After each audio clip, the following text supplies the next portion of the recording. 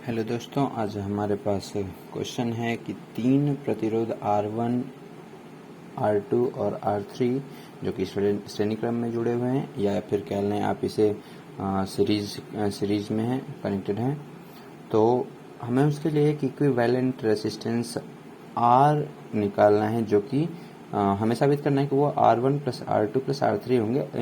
यानी कि अगर कहा जाए कि सीरीज कनेक्शन में जितने भी प्रतिरोध या रेजिस्टेंस जुड़े हुए हों उन सभी का योगफल ही उनके समतुल्य प्रतिरोध या इक्विवेलेंट रेजिस्टेंस के बराबर होते हैं।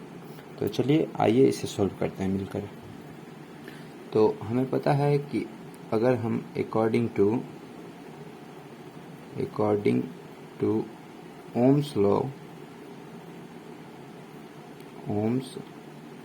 लॉ हम जानते हैं कि हमारा R जो होना चाहिए वो होना चाहिए potential difference V upon I के। ये ओम्स लॉ है जो कि हम इसके पहले चर्चा करते हैं। तो इसी हिसाब से अगर देखा जाए तो जितने भी ये कनेक्शंस पॉइंट्स हैं, ये A है, B है, C है और D है, वहाँ पे हमने पहले से ही पोटेंशियल माप के रखा है, पोटेंशियल मेजर करके रखा है VA, VB, VC और VD। तो हमारे लिए हो जाएगा, अगर हम निकालने जाए रेजिस्टेंस वैल्यू फॉर R1, अगर हम R1 निकालने जाए तो अकॉर्डिंग टू ओम्स लॉ ये होना चाहिए पोटेंशियल डिफरेंस अपॉन करंट के, पोटेंशियल डिफरेंस अपॉन करंट के बराबर होना चाहिए। करंट जो R1 में इंटर करता हो, R1 के लिए रिस्पॉन्सिबल हो। तो हम देखते हैं कि R1 के लिए पोटेंशियल डिफरेंस जो होगा वो VB माइनस VA होगा, और आप इसको ये भी कह सकते हैं या VA माइनस VB होगा, कोई फर्क नहीं पड़ता क्योंकि वो मोड वैल्यू से प्राप्त होता है हमें। तो ये हो जाएगा VB minus VA upon I के, क्योंकि ये I करंट जो है आगे चल के R1 से गुजरेगा, वही I करंट R2 से जाएगा, फिर वही I करंट R3 से जाके लोड से होते हुए वापस बैटरी तक चला आएगा। ठीक है, तो इसको हम मान लेते हैं इक्वेशन फर्स्ट। इधर हम लिख लेते हैं कि R1 का वैल्यू आया है VB minus VA upon I। ये मेरे लिए R1 का वैल्यू है। आप इसको इक्वेशन मान सकते हैं, इक्वेशन फर्स्ट बना सकते हैं, इसको इक्वेशन फर्स्ट बना सकते हैं। और अकॉर्डिंग टू ओम्स लॉ ही अगर हम देखें R2 के लिए, तो इसके लिए पोटेंशियल डिफरेंस हो जाएगा VC माइनस VB, क्योंकि VC और VB के बीच में ही हमारा R2 है। ठीक, तो ये हो जाएगा मेरा VC minus VB upon I के, क्योंकि यही I करंट R1 से निकलने के बाद R2 में एंटर किया है। तो इसको आप मान सकते हैं इक्वेशन सेकेंड इक्वेशन मान सकते हैं, मैंने हाईलाइट कर दिया घेर के। अब इसी तरीके से अगर हम देखें R3, तो ये मेरा होना चाहिए potential difference upon current according to Ohm's law. तो यहाँ पर R3 के लिए पोटेंशियल डिफरेंस हो जाएगा VD माइनस VC, क्योंकि C और D पॉइंट के बीच में हमारा R3 है। तो ये होना चाहिए VD minus VC upon I क्यों? क्योंकि R2 से I निकलने के बाद R3 में I ही एंटर किया है, इसलिए I ही होगा। और ये आपका हो गया इक्वेशन हो गया ये थर्ड।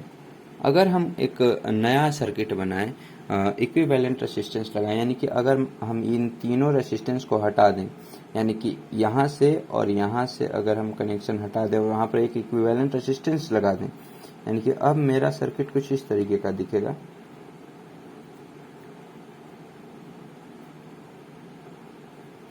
ये बैटरी लगा दी मैंने, यहाँ पे अब मैंने स्विच लगा दी जो कि ऑन है। अब यहाँ पे मैंने ए पॉइंट के बाद एक रेसिस्टेंस ऐड करा है जो कि इन तीनों रेसिस्टेंस के लिए इक्विवेलेंट है। इक्विवेलेंट मीन्स उन तीनों के बराबर मेजर का है।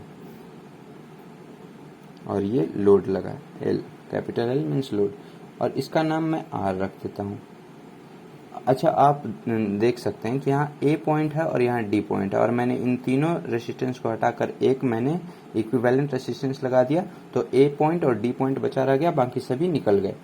तो इसके लिए मेरा पोटेंशियल है वी ए और इसके लिए पोटेंशियल है वी डी। तो अब मेरा again according to Ohm's law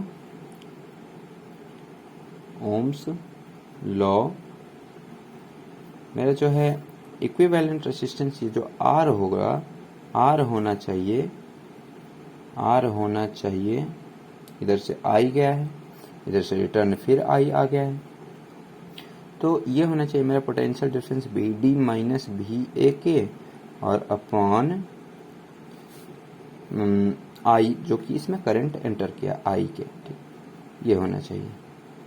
तो हम इसको मान लेते हैं, हम इसको मानते हैं इक्वेशन फोर्थ मान लेते हैं। अब हम क्या करते हैं, नाउ हम ऐड करते हैं, जोड़ देते हैं, एडिंग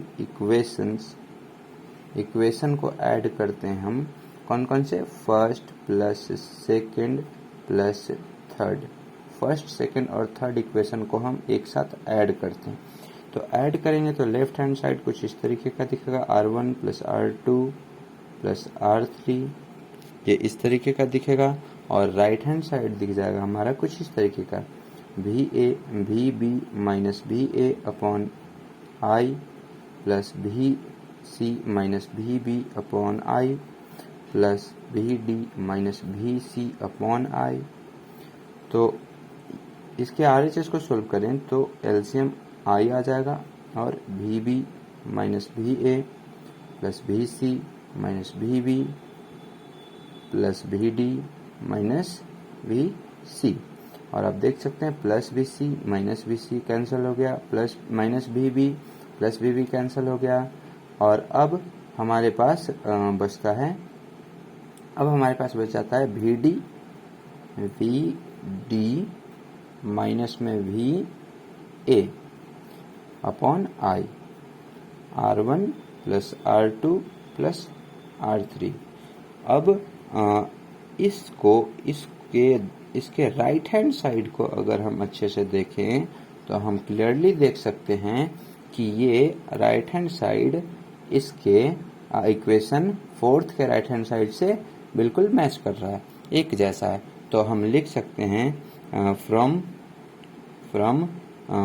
इक्वेशन फोर्थ हम कह सकते हैं कि R1 plus R2 plus R3 जो होगा वो हमारे R के बराबर होगा, यानी कि sum of all resistances connected in a series connection should be equal to its equivalent resistance. ये अब इसी तरीके से अगर यहाँ पर दोस्तों, अब जरा सा ध्यान दें, मैं इसको यहाँ फिर से दिखाता हूँ कि अगर यहाँ पर 1 2 3 रेसिस्टेंस लगे, कितने भी रेसिस्टेंस अगर लगे होते, मान लीजिए n रेसिस्टेंस लगे होते, तो मेरे पास अगर n रेसिस्टेंस, ये तो खैर हमारा प्रूव्ड हो गया है। अब अगर कितने भी रेसिस्टेंस लगे होते, वहाँ पे n रेसिस्टेंस लगे होते, तो भी हमारा क्या बोलते इक्विवेलेंट रेसिस्टेंस जो होना था वो अगर हमारा R होता और n रेसिस्टेंस कनेक्टेड होते सीरीज कनेक्शन में, तो वो हमारा कुछ इस तरीके का दिखता, R1 plus R2 plus R3 plus dot dot dot plus Rn के जितने R होंगे उन सभी को ऐड अगर कर दें हम, तो हमारा इक्विवेलेंट रेसिस्टेंस आसानी से मिल पाएगा। तो थैंक यू, आज का लिए बस इतना ही। अब मिलते हैं अगले वीडियो में।